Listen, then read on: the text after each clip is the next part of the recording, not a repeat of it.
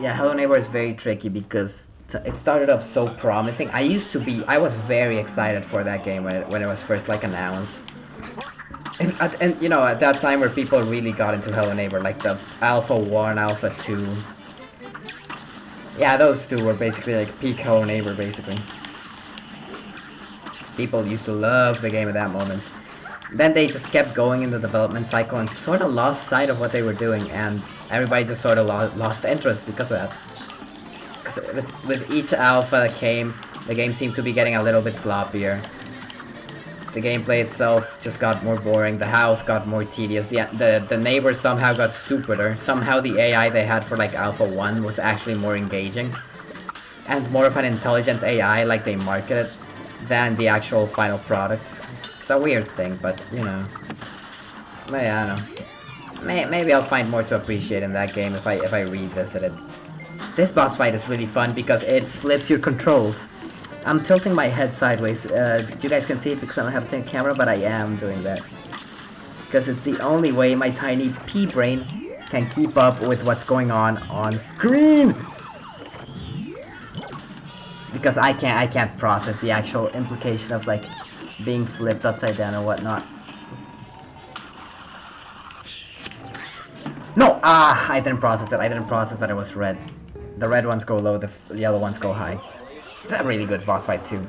There's so much going on in this boss fight that it's a tough one, but it's a really fun one. Like, you have obviously all the attacks and stuff. Then you have the fact that you're standing on this tiny airplane, and you have to like maneuver it basically with just by moving left and right and tilting it. It's really fun. And obviously when she inverses your controls, well, that's a whole other story. And I brought the crack shot along for this boss fight, so I don't have to worry too much about the actual aiming of it all. And I can focus more on just like, you know, dodging, doing the whatnot. Actually, scratch that. That's taken years.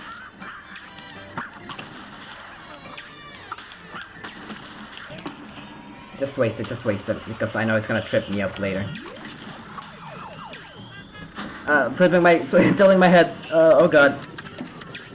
This is confusing for my tiny little 5-year-old brain. Jesus Christ, I have the brain of a dog, which is why I'm fighting dogs. Does that make sense? I hope it does. Ah! I didn't notice the other one! Fuck, that's a problem. Wait, that's right. They don't actually... Shit. She has to be close to dying, right? God. There you go, I win. Die. I'm still wondering what coins I missed, by the way. I have no idea what coins I actually missed. I thought I got them all. Maybe I missed like some character dialogue that gives you coins. Didn't think I did, but you know. Ooh, Mortimer. I'm gonna equip Chalice for this one. I prefer Chalice for this boss fight. One of the few cases in which I actually like Chalice more than the actual Cuphead boys. It's basically the Ice King from Adventure Time, you know?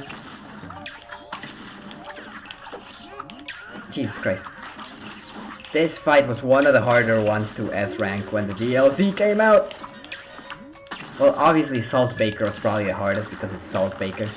But like, you know, that's expected. You expect the final boss to be hard too, like, perfect, you know? This one was sort of a surprise that it was so hard because it's not that hard on normal mode, realistically. Like, I had to fucking speak. I was just about to say, like, I'm doing pretty good, right? I didn't change my super. Oh, I'm an idiot. I thought I had the other super, the one that I normally use on Chalice. But yeah, on Expert, this fight is much, much harder. Whoa, whoa, whoa, whoa, whoa, whoa, whoa, whoa. I'm actually focusing on this. There you go. I wonder what other games could I go back to. I could do Hello Neighbor. I could do like a Five Nights at Freddy's like series anthology kind of thing. That would imply me buying the games, though I never owned them.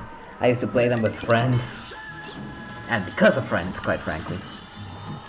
Like, what was that thing? Oh yeah. Actually, the first time I ever played, yeah, no, the first time I ever played Five Nights at Freddy's was when the game, recently after the game was released. on my friend's iPad, because I used to have like this extracurricular activity where soccer is what I did. I played soccer after classes.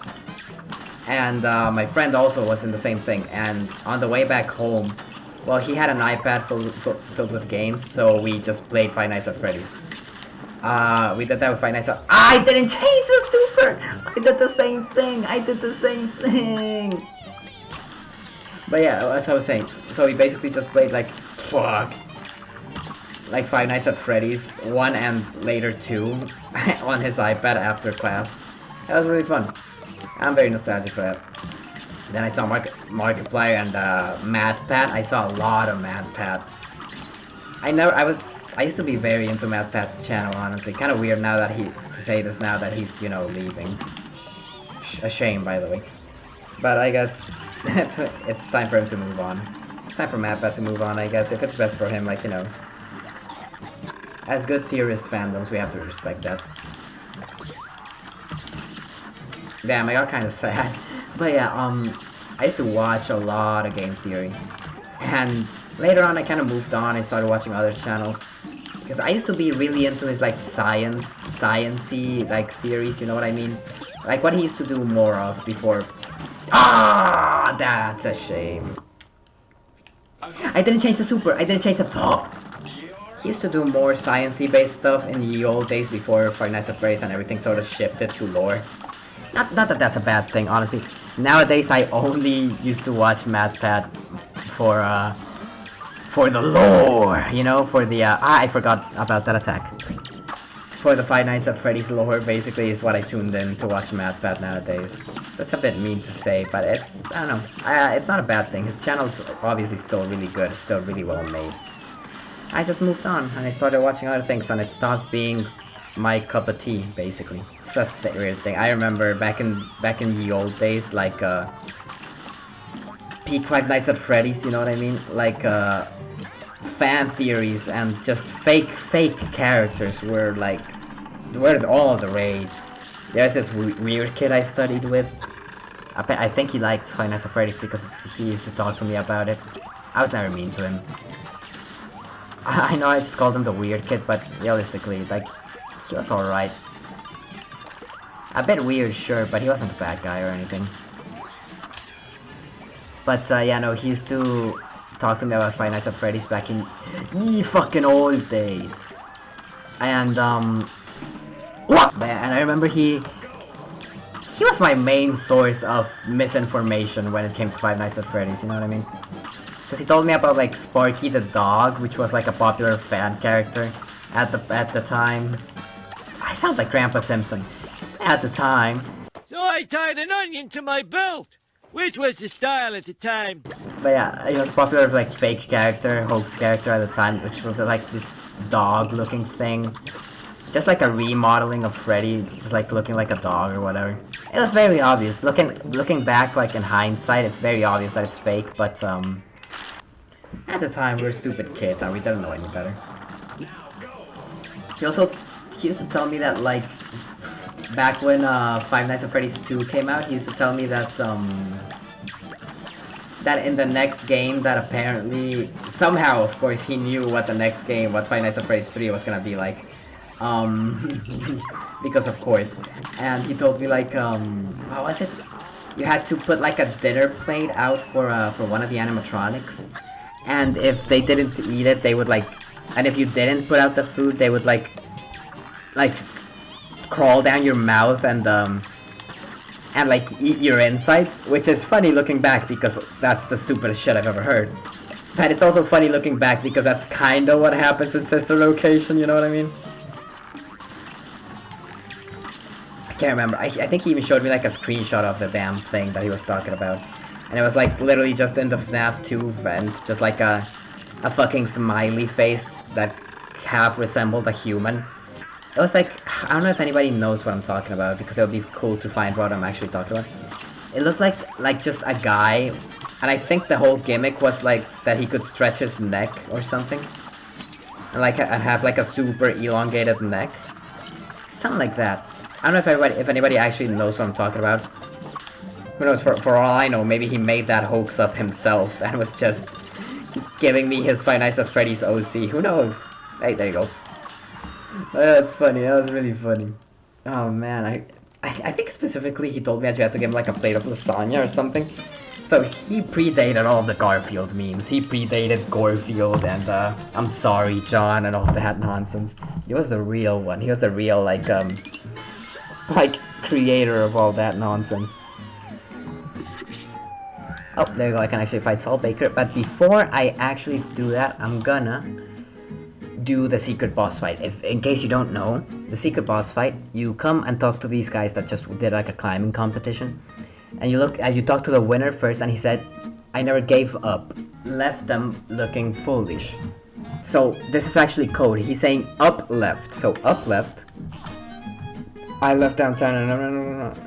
The left down. It ain't right. I trained so I don't come third. That was up right, down left, and right. So then you come here and up right. Down left and right. You're a fucking idiot. No. Up right. No wait, I'm right. Was it up left? Down left. Right? Ah, there you go. Yeah, I just said it wrong in my mind. That's my bad. And if you come here and you take a little nap, some weird. I didn't change my super. Whatever. You can access a secret boss fight, which the gimmick of this fight, it's really interesting, is that it changes the attacks depending on which side you're looking on. Whichever side you look at is gonna be the devil, and whichever side you're not looking at is gonna be the angel. Oh man, and so you can see all their attacks shift depending on. Whoa. Change the super, thank you. Depending on who you're looking at, which is a good way to like dematerialize certain attacks, if you know what I mean. Like right there, the fire column. But right there, the parry that I tried to get stopped existing because I looked at the wrong guy. This is a boss fight that always messes with my brain. It's also really cool, by the way. Like, I really like this. It's really creepy and kind of eerie. Just like a weird vibe, but it's a really cool little Easter egg. And I'm doing it because I'm replaying the game and I'm doing all the boss fights, basically. So, you know, I had to do this one too. Jesus Christ. It's not that hard a fight, my brain just doesn't work. Like, I just can't process, like, what side is doing what, you know what I mean? My brain doesn't understand that, it just sees danger, danger, danger. Dodge, dodge, dodge. So, it's just in this frantic state of trying to get my brain to actually process what the hell is on screen. There you go. Jesus fuck, they should be close to dying, this fight's not that long. There you go! And now they go back into the devil's soul, I think. Yeah, look at that. It's kind of cool. It's really cool. Because that is the devil's skeleton, in case you didn't manage to see that properly. And this allows you to get the cursed relic, which is a really fun item that lets you basically handicap yourself. But if you beat bosses while you're handicapped, you'll get certain points, and with those certain points, you can... What the hell is this? Oh, this is one of the cookies that... one of the coins that I missed. But yeah, with those certain points that you get, you can actually, like, improve the cursed relic, basically. And with it being improved, you can... When you improve it, it gives you... Like, when you get it to max level, it gives you, like, a bunch of different power-ups. Like, it gives you the coffee, like, auto-charging super meter. It gives you the smoke bomb. It gives you basically every shot in the game, which sadly is randomized, but it still gives it to you. So that's still a really powerful thing. It's a weird item, definitely, but if you can master it, it becomes arguably the best item in the game. And now we're in my favorite part of the DLC.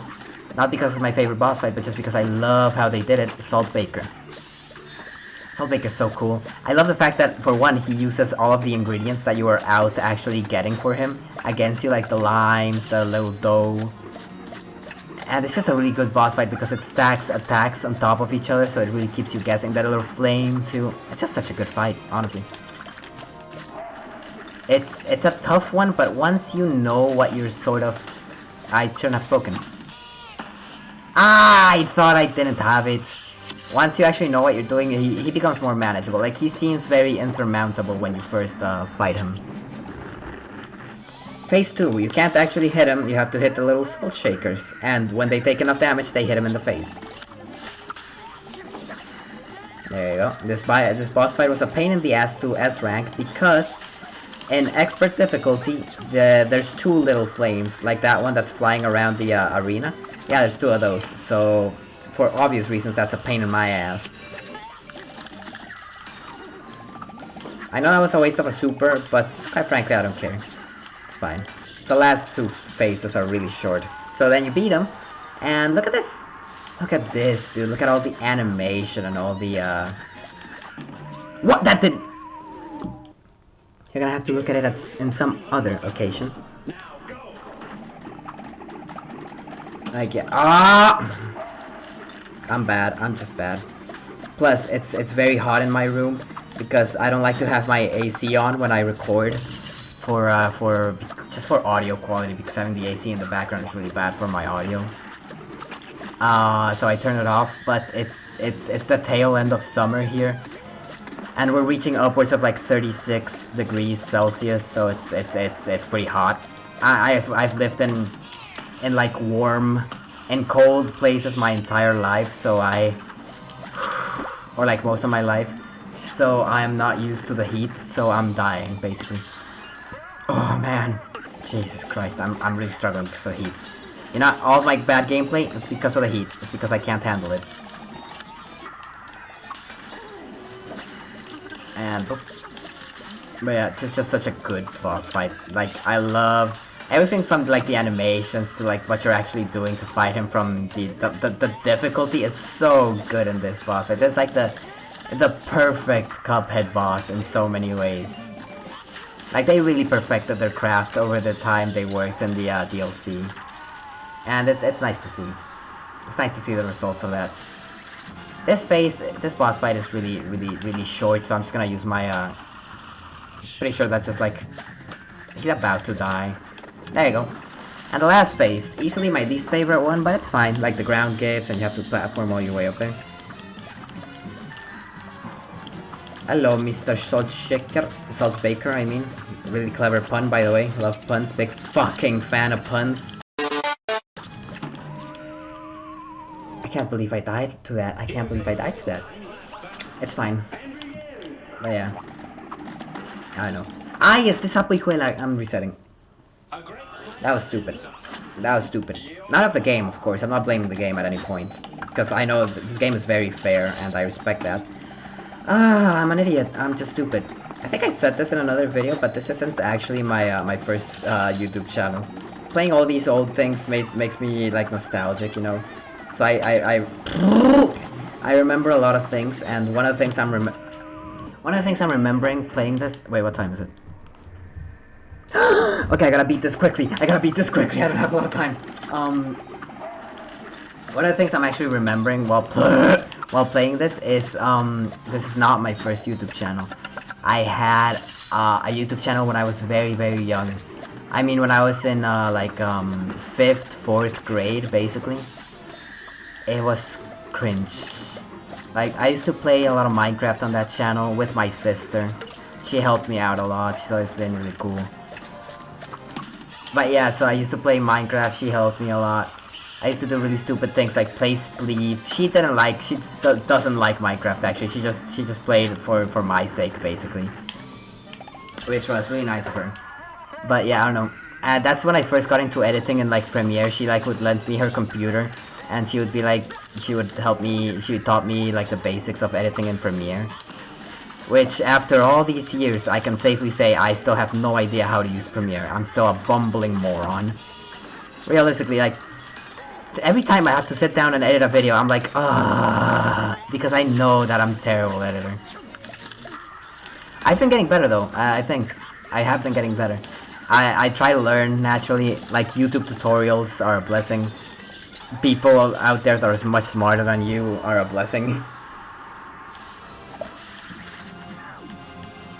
So yeah, oh no, that's funny to think about. I think, honestly, this channel was actually built over the ashes of my my old channel. I mean, that was literally like literally just. This is the exact same channel. I just changed the name, changed the banner, changed everything, and deleted all of the old videos. I didn't delete the old videos to make room for the new ones, mind you. I deleted the old videos ages ago. I mean, ages ago. Because one night I was feeling particularly shitty about myself, and I thought, you know what, that's fucking cringe. I'm gonna delete everything I did. All those hard hours of work as a young kid learning Premiere. I was stupid. I shouldn't have deleted it. I'd still regret it, but you know, it's what happens. And hey, I beat Saltbaker. Oh yeah, it's funny to think about how far I've come. And just like that, the journey comes to an end. I have thoroughly beaten and replayed all of Cuphead years after its release in about 2 hours, which is pretty good time, I believe. So yeah, no, I don't have much to say, really. Like, thanks for watching. Thank you for watching, really. If you're watching this, thank you. Thank you a lot. It means a lot. Consider supporting the channel, you know, like, subscribe, all that good stuff. And, tell me, what else should I play? Other old games or even new games, I'll play anything that you want to see me play. Anything goes, really. So, nothing. That's all I have to say. Thank you a lot for watching, and I'll see you later. Have a good night, everybody.